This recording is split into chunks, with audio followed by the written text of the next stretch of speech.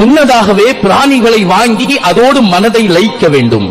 குறைந்தபட்சம் ஒரு வாரமாவது நம்முடைய பாதுகாப்பில் வைக்க வேண்டும். பொதுவாக கால்நடைகள் உயிரினங்கள் இடம்பெறும் பொழுது 2 நாளைக்கு எதையுமே சாப்பிடாது. இவர் கொண்டு வந்து வைக்கிற ஒரு நாள் அது எதுவும் சாப்பிடுவதில்லை, குடிப்பதில்லை, பசியோடு வயிற்று பட்டினியோடு அப்படியே அறுக்கப்படுகிறது. இதை மார்க்கம் எந்த நேரத்திலும் இதை ஏற்காது.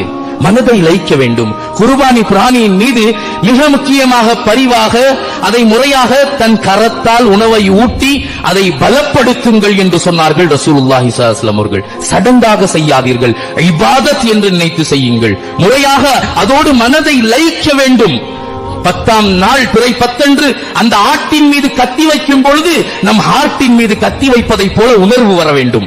அந்த அளவுக்கு அந்த பிராணியோடு நாம் லயிக்க வேண்டும். அதுதான் சிறந்த குர்பானியே தவிர ஏதோ வாங்கிட்டோம், கொண்டு வந்துட்டோம், காலையில இழுத்துட்டு வந்து அறுத்திடலாம் என்றல்ல.